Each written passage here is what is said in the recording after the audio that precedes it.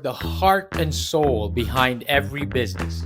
Stories. Welcome to Business Story of the Week, hosted by me, Joshua Laurie. From setbacks to comebacks, from tragedies to triumphs, we inspire entrepreneurs through conversations that matter. Witness the magic that turns dreams into reality. Whether it's your career, business, or life, your success is always one story away. This is Business Story of the Week. Hi there, I'm Sunny, and this is Business Story of the Week. Fantastic. That is Sunny. I am Josh, your host for today. And today, ladies and gentlemen, our question is, how can embracing uncertainty lead to unexpected success in both life and in business and in career? Well, Sunny, our guest for today, is the perfect person to answer that question. We've got quite the introduction here. Sunny loves bullet points instead of paragraphs. So let me take you through a journey. In 2013, he prioritized his passion project, teaching leadership and social entrepreneurship in high school. A passion project academics in high school, by the way. He also, in 2014, took every opportunity to speak on stage until public speaking became not only natural, but became one of his deepest joys. I love that, by the way, Sonny. Thank you. He forged a straightforward career path, and instead of trusting the process, hard work, and curiosity, you know, he also created in 2019 an his own unpaid internship working for entrepreneurs whom he really greatly admired. We need to talk about that story, Sonny. 2020, he built an unscalable business to solve a problem that he experienced personally. And 2022, he designed teaching the university class he, as always, wished existed. And finally, in 2023, he leaned into who I am, he says here. Leaning into who I am in 2024, this year, he is inviting some strangers from LinkedIn over for dinner. I mean, this is quite the bullet story points that you've provided to us, Sunny. There's a lot to unravel in there. But first off, passion project over academics back in 2013. What was that like? Did the young Sonny always know this was a career path he was going to take? Yeah, thank you for the intro. I've always struggled with short bios, and so I find kind of more of a laundry list of different things I've done is an easier way to get across who I am. It's pretty Um, unique. I love it. It's really cool. Thank you. I do get a lot of compliments on it. And so Mhm. if you're looking to create your own bio, it's a very simple framework. You're free to steal it just year by year. What was the most interesting thing that shaped your year? Very But to interesting. take you back to 2013, so I was in high school. Hmm. Growing up, I'd always been very studious. I was raised by Indian American parents who really valued academics.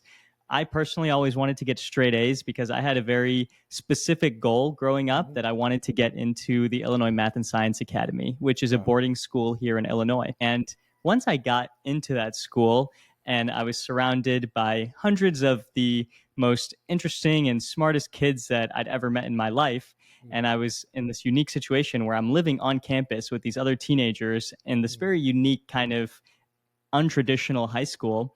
And I decided at that time that I was going to step off of the academic race. I was no longer going to try to impress my parents and impress the world around me by getting straight A's. And instead, I was going to focus on my passion projects and the things that I really love doing. And as a 16-year-old, when you tell people, like, oh, I'm not going to worry about grades and I'm just going to work on things I enjoy, people kind of look at you crazy because they're like, how do you have the audacity to believe that at 16 years old? Like, you're just not 16. going to play the same game that everybody else is playing. But I just felt like, you know, things will work themselves out. And so why not? And the passion project itself was a class on leadership. Again, kind of went to an atypical school. And one of the unique things they had was this leadership program where the older students would basically teach about leadership to the younger students. And Interesting. specifically, I was part of the elective within elective class that focused on entrepreneurship, social Wow. entrepreneurship. Mhm. And so I absolutely loved teaching this class. I would spend hours and hours preparing before every class to go over the curriculum, come up with fun activities, make sure that I was ready to present the material in an interesting way. And I was Mhm. constantly learning about entrepreneurship and leadership. And I just really loved both those topics and teaching them. And I just like dedicated myself to this organization, to being the best leadership facilitator and teacher that I could be. Wow. And it really paid itself off because even though in high school I didn't end up doing that well academically, I think I Mm. got like a 2.3 GPA, like something abysmal. Wow. But I had sort of built up this resume of having done interesting things. And one of them That's it. being having pioneered and taught this leadership class on social entrepreneurship. Wow. And I remember I didn't apply to a lot of colleges because, again, I Uh-huh. was sort of off the academic track, but I Uh-huh. applied to a few colleges. And one of them, I applied for a scholarship because I was sort of under the impression, and this is a whole nother conversation we can have, that college is super overpriced. And the only Mm. way I was going to be willing to do college is if I could get a Mhm. big scholarship. And so I Mhm. applied for a full ride scholarship, something you typically only get if you've got like a really high GPA. Okay. Um, but I was able to get an interview. And what I did Mhm. was I printed out all of the lesson plans that I'd helped create in this class into like a Wow. big binder. And I brought Wow. it into my interview and I said, during high school, this is who I was. Like, this is what I focused on. This is what we Wow. created. I told the stories of what I did, and I Uh-huh. ended up getting that full ride scholarship. I did not That's even very get cool. accepted. Yeah, I did not even get accepted into one other college, but I just kind of stuck to my guns, tried to be open and tell people about what I cared about. And at Wow. least a few people saw value in that. Wow. That is, first of all, talk about unique. Talk about a unique path leading into it. Sunny, I gotta ask this question because again, you were raised by Indian American parents, valued education so much. What did they think about this unique path that you were taking? I mean, you went through social entrepreneurship, leadership classes. You didn't even go through college. It's too expensive. What was that like to them? You were taking a sort of like an offbeat path. How did Yeah. you even begin to explain that to them? Couple things. So one, I will say that my parents, I think, have always known that I've kind of been a weird kid. They know that I have my Wow. strengths, but it's not necessarily what other kids have. And Hmm. so I think part of them have always been okay with me sort of taking my unique path. But it Cool. was not without fights. You know, we'd get into our Cool. arguments. They would be like, "Why are you spending so much time on extracurriculars? They're Mm-hmm. extracurriculars. You should be focused on your actual classes." Mm-hmm. And truthfully, I think the only reason that I was able to get away with it is because it was a boarding school and because after 10 minutes of arguing, I could just hang up the phone. And ultimately, I had kind of that freedom. If I was still living at home, I don't know if I would have had the balls to do that Oh, with so much gusto. oh my goodness. Well, I mean, it took you to very unique, different paths, you know. And let's not call you weird. Let's say it's you're unique again, right? But Sure. again, I love that. I love that you boom by high school binder. This is what I was. This is who I am in high school. You've always carried. It feels like you've always carried that sense of confidence in you and sense of kind of like being sure about yourself. Was it a result of all these social entrepreneurship leadership that you were taken up to that point?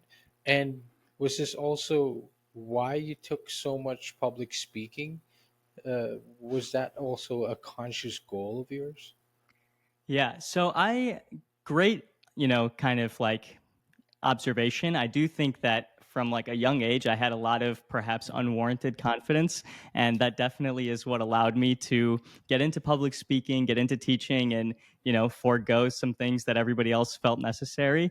As Mm-hmm. far as where that confidence came from, I really think it like mainly came from my parents. Mm-hmm. I kind of had parents that anytime I would do something that they thought was cool or impressive or positive, they really rewarded it. They gave me a lot of positive reinforcement. They would say, like, I would go to an Indian family party where there's a whole bunch of like our community members. And I sort of got in the habit of, when I was young, my parents would say, okay, when you get to a party, before you go and play with all your friends, you got to go and say hi to all the uncles and aunties. Okay. Say, hi, how are you? Came Mhm. cho, majame, make your Mhm. little greetings. And at first I was like, I don't want to do that. I'm just going to go play with my friends. But I Mhm. got in the habit of going around saying hi to everybody. And whenever I would do that, my Wow. parents, they really appreciating that. They were like, "Oh, that was great. You know, this auntie or this uncle came to me and they said how much they enjoyed that conversation with you." And I Wow. think from those little pieces of reinforcement, I really developed a love for charisma and being able to Wow. socialize with people and speak with people and, make somebody's day by talking with them. And I sort of think my parents really instilled in me that that was something I was good at, and Hmm. that's what translated to public speaking, which I I love that. fell in love with in high school. It translated to teaching. I honestly think like the big thing that led me to becoming who I am is my parents' positive reinforcement around me socializing and making Wow. other people happy. And it's an incredibly valuable foundation to have. It's an incredibly valuable skill to have, especially at such a young age, right? And to carry that into your career today.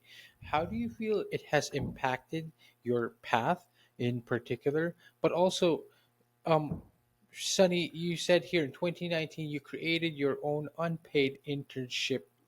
You created your own unpaid internship with entrepreneurs you greatly admired. First off, how did these experiences shape your mindset? Who are these entrepreneurs that you greatly admire that you mentioned? And again, do you feel like your ability to naturally speak with people allowed you this kind of confidence to get into, you know, unpaid internship basically and working with entrepreneurs that you admired? Who are these people? Definitely. So the first entrepreneur that I really admired is Jack Butcher. He's the founder of Visualize Value, which is like Hmm. a seven-figure media company. And the reason I got that internship was I think three traits. The first is humility and just being able to say like, okay, I'm going to do this weird unpaid internship and I'm not afraid to say like, hey, I'm willing to do something for free and I Okay. don't need to get paid for it. I'm willing to do this for the learning and for the experience. And so I think Interesting. whether it's humility or long term thinking, whatever caused me to be willing to say, okay, I don't need to get paid. Like, I don't need any upfront benefits. I'm willing to do this for the experience. That's really important. I think just having the confidence to ask, like, I don't know. I just really believe that I'm coming from a good place. I'm looking Hmm. to give value. And so, no matter how famous somebody is, I Hmm. feel confident to at least shoot my shot. And then the third thing, I think, yeah, like you said it, and I can't emphasize it enough. Social skills, I think, are some of the most important skills that True. you can have. Like the ability to Truly. talk with people, just the ability to be enthusiastic, like having a good presence, a good energy. Like these things really, really matter. And I'm not True. a technically inclined person. I couldn't computer program for my life if you asked me to. I'm not detail Oh, oriented. Like what I got is soft skills through and through. I wouldn't trade it for anything else. absolutely. And I totally agree with that, Sunny. I think whatever path you are taking, whatever endeavor that you've chosen in life, having that skill, that soft skill, I love that, by the way, that you reminded me of that term.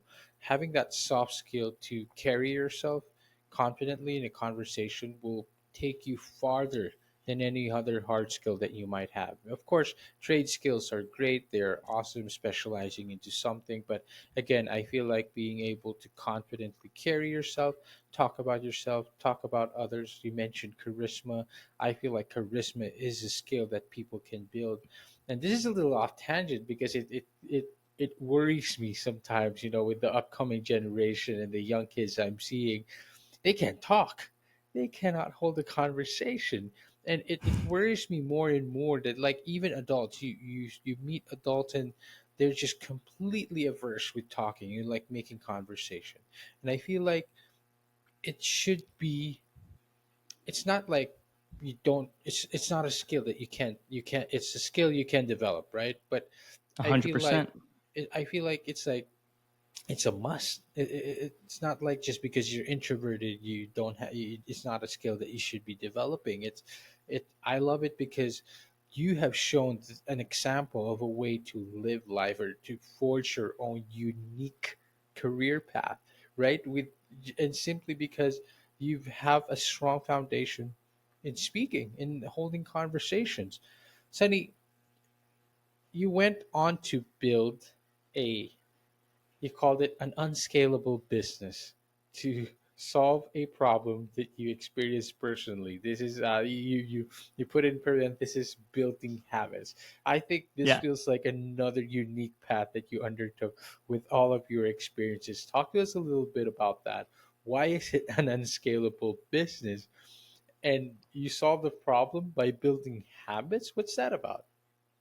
Yeah, so the problem that I'd faced for a long time is that I'm pretty undisciplined. I don't know if it's like my ADHD personality or Mm, what the reason is, but I like really struggle with maintaining routine and like yeah. keeping up with basic habits. It's something that Mhm. I've always found difficult. And so at some point I was like, okay, I need to figure this out for me. And to me, again, I'm a people person, I'm a social person, and I figured out that the only way I'm going to be able to stick to working out, waking up early, meditating, all these habits that I want to build is if I create a social accountability group. And so what I ended Interesting. up offering as my unscalable solution is basically a coaching slash accountability group where I for love like that. 20 bucks a month, I would hop on calls with like a small group of people and just keep them accountable for maintaining their habits.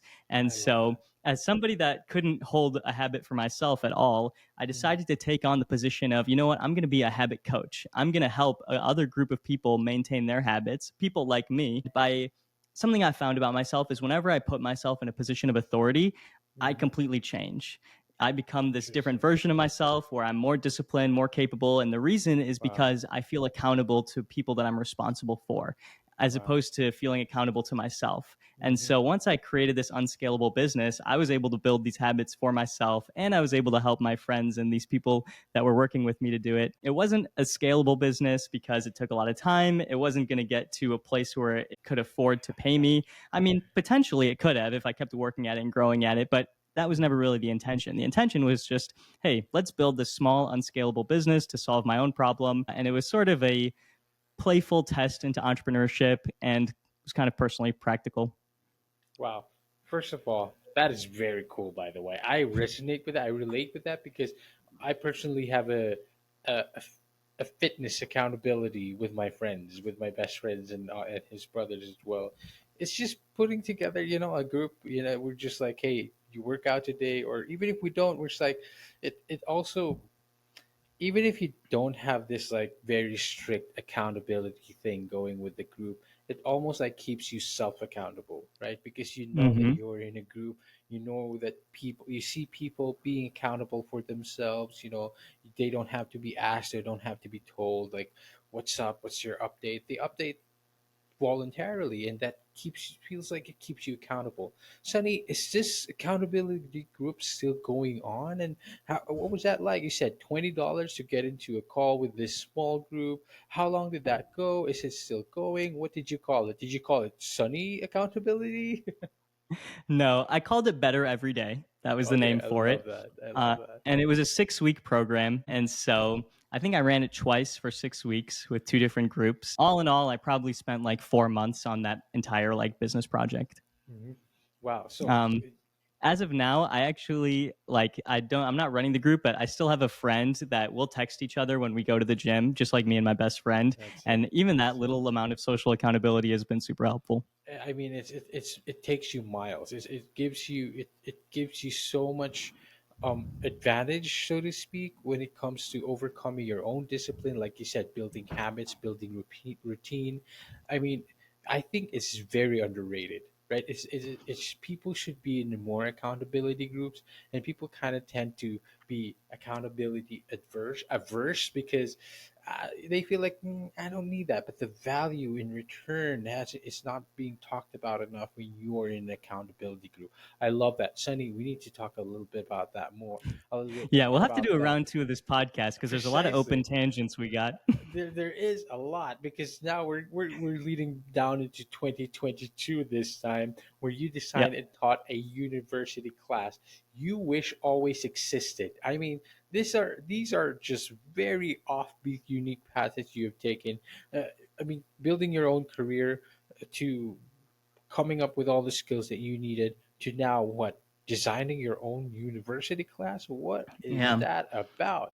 So I was very lucky. When I was 26, I think I got a job at Illinois Tech, basically running their entrepreneurship program for students. Hmm. And one of the things that I got to do is be like adjunct faculty and create my own course for Wow. entrepreneurial students.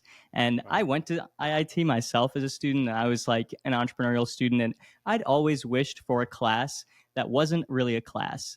And Mm, all you got to do was basically build a business in the way that really is best suited for financial and like business success. yeah. And so I kind of went to my boss and I was like, hey, I'm going to do this totally unique kind of class. We're not going to have lectures, we're not going to have homework, we're not going to have tests. There's literally Mm, no grades. Like in the whole semester there was nothing you get graded for, except for at the end of the semester I just give you a grade based off whether I think you were spirited and gave a good effort. And the entire thing was based around working on real projects, discovering problems, mm, creating prototypes, going out finding customers, and trying to just show students like, okay, business, like you'll have a lot of business classes, you'll learn about finance and accounting and sales and marketing and mm. technology and all these things, but none of that really is entrepreneurship. Entrepreneurship is Interesting. like you roll your sleeves down, you get Yes, your yes. hands dirty, and you go out and you build stuff and you talk to customers, and you get punched in the face a bit. Yeah. And that's the experience that I wanted students to have. And so it was a Interesting. totally weird classroom, but students loved it. They were like, this is what I want to actually do stuff. They loved not having homework, Of obviously. course. And I was only a few years older than them. And so I think there was an interesting kind of dynamic there where I could still sort of relate to being a student. It was Mm. super fun. One of my favorite things I ever did. And some cool projects came out of it. I mean, it's very, very cool. For, again, like unique paths and like it's written all over your experiences. I mean, creating that kind of school and that class for everyone else to be involved in is a very, very cool idea. I can see why everyone was interested because again, like education, yeah, sure, it's cool, but how about how about getting your hands dirty, like actual practical hands-on experience, right? Like before you even do Like the the real world. that's it, like before you even do the real thing, here's some real practical stuff that you might take with you and learn from. And I think that alone is very, very interesting. Mm-hmm. Sunny, as we wrap this up, as we near the end of this conversation, it's been very, very engaging, by the way. I love your story, Sunny. And like you said, we probably need to do a part two. But Sunny, 2023, 24, uh, currently you said you're inviting strangers from LinkedIn over for dinner. Maybe we could have that dinner sometime. But Sunny, 2023, you said leaning into who I am, and this feels to me is very important, and it's one that resonates to me. Talk to me about that, and why do you feel like this was a very significant um, moment in your life? Yeah, 2023 is when I officially like stepped off of the corporate ladder. Like I'd Mm-hmm. gotten jobs, even though they were sort of entrepreneurial jobs, they were still 9 to 5 jobs. And in 2023, I decided, okay, I'm going to finally take a leap of faith. To be fair, I built up kind of a safety net and a little bit of a piggy bank so that I could, you know, do that with some security. But I decided I'm going to kind of take the leap, and I'm just going to do me. Wow. I'm going to do what feels natural. Like I've always been sort of opposed to like prescriptions and opposed to like, I don't know, doing Just things that everybody else is doing that's and it. just like following, you know, pre-lane paths. And I'm like, Mm-hmm. I'm going to try to come at this from first principles and just be like, what is it that I want to do? And I started doing really random stuff. I started like posting weird things online. I started inviting strangers from LinkedIn over to my Wow, place for dinner. I I love started that. just like talking to all kinds of people. And I was like, I'm really going to follow like my passion, my Mm-hmm. curiosity. I'm going to keep to like my principles of giving value and like helping people wherever I can. And I'm sort of going to put a little bit of faith in the universe that if I lean into authenticity and Yeah. energy and just like really passion, Mm-hmm. then things will work themselves out. Mm-hmm. And they definitely have been going well since I've made that transition. I I, love that. I had like given myself a year basically. I was like, Mhm. okay, I'm gonna for a year just do my own projects, and like if I can afford to pay rent at the end of that year, then huzzah. And if not, then I'll go back to my last job. And as soon as I started doing my thing and listening to quiet, intuitive voice, things worked out better than I could imagine, faster than I could imagine. Like, I really believe that the universe conspires to help you when you're on your path. And I've started to feel that. When you are true to yourself as well, everything just falls into place. The universe truly does conspire, and I believe in that as well. Sunny, Mm-hmm. um, if there's one thing that the world needs today is individuality, it's authenticity. Mm. And of course, one of your endeavors today is called sunnycreators.com. Ladies and gentlemen, of course, I invite you to visit that website. Sunny's website, you call it modern day marketing. And also, you have your content flywheel where you allow to, meet your ideal audience where they are, find out what that one word is for your audiences. Sunny, why do you call it modern day marketing? And sunnycreators.com? Talk to us about the experience. Talk to us a bit more. And where else can we find you? By the way, can we connect with you on LinkedIn? Yeah. So real quick, I'm at Sunny Sha Flow on All right. Instagram, TikTok, on LinkedIn. Mm-hmm. I'm just Sunny Sha, and yeah, would love to connect. If you message me, I respond to every single message that I get, as long as it's not spam. And sorry, what was your exact last question? Yes. Sunnycreators.com. What was the inspiration What's the behind idea that? behind it? Mm-hmm. Sure. Yes. Well, I named it Sunny Creators because I'm a big proponent of like eponymous brands. I think that's the word for it, but basically like putting your own name in the brand. And I think part of it's because I really believe in authenticity and like, being loud and proud about who I am. And I think like I'm trying to put a little bit of my DNA and a little bit of who I am into what I create. And so I named it Sunny Creators, Sunny for me, and creators because fundamentally, I think like creators, I always take a people centric view. Like Right. to me, people are the center and the foundation of everything. And in marketing, who is it that's like giving the juice, like the life force to kind of the world that I'm in that sense? It's the Mm-hmm. creators. And so I thought that they deserve to be in the name. And as far as like what we do, what I really believe in is like our flywheel methodology, which is Mm-hmm. basically to create a number endeavors, ventures, whatever you want to call it, that work in unison with each other in order to complete kind of a holistic brand, whether it's for I your love it. personal brand or your company brand. What I really believe in is create basic systems that help you post consistently on LinkedIn, Instagram, TikTok.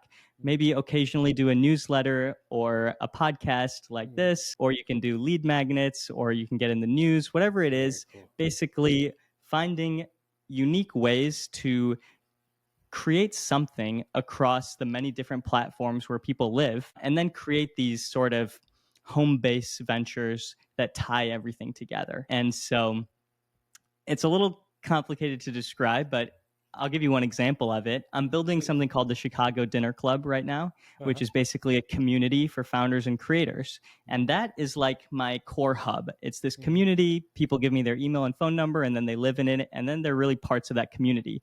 But Mm-hmm. then outside of that community are all these different spokes of the flywheel.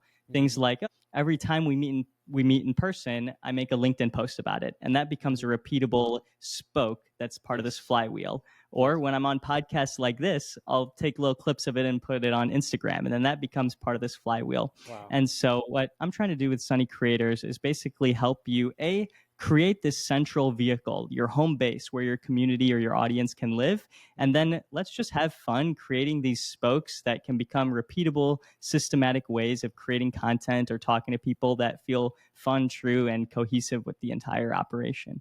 I love that. That's like the flywheel methodology. That's it. I love that because you're putting together people, you're putting together ideas, and you're having it over dinner basically. And I think it's cool. Again, there's always something unique that could be done, especially the path that you're taking. You're certainly showing our audience and listeners that there are many, many different paths to entrepreneurship and to a career that you would love to set up someday. And I hope they found inspiration in here. And Sunny, thank you for providing that bright enthusiasm in when it comes to forging your own path. Thank you, Josh. This was a ton of fun. You're a great interviewer, and best of luck moving forward. Fantastic. I mean, I hope I wish you the same, Sunny. Uh, Very, very cool. Very great insights. And to all our audience and listeners out there, I hope you enjoyed this episode as well. You enjoyed it as much as we did, took value from it as much as we did as well. And Sunny, thank you again for being on the show. Can I say something real quick to your audience? Sure, please. One more thing. This Go is ahead. what I wish that people told me, whoever you are listening, that Mhm. idea that you have that you're like, should I try this? I kind of been playing around with it for a few years. I don't know like how to get started. Like that is Mhm. the answer. Like That's people it. spend a long time looking for the answer. You're not Mhm. going to find it on YouTube. You're Wow. you're probably not going to find it anywhere on the internet. You probably Mhm. already know it and it's been bouncing around your head and you've given Mhm. yourself a reason not to do it. The way to find the answer is not on YouTube. It's with a blank piece of paper and a pen. I guarantee you, you already have it. That's it. That's it right there. Ladies and gentlemen, grab your pen, grab your paper, write it down. It's the idea you're looking for. Sunny, thank you so much for being on the show. My pleasure. Have a good one, To, everybody. to all our audience listeners out there, thank you for watching the episode. We'll see you on the next one. Bye bye. All right, so here's the thing. We try to get a little bit better every day, but we can't do it without you. So if you like the video, make sure to like and subscribe below. And if you have any comments, just leave them in the space under.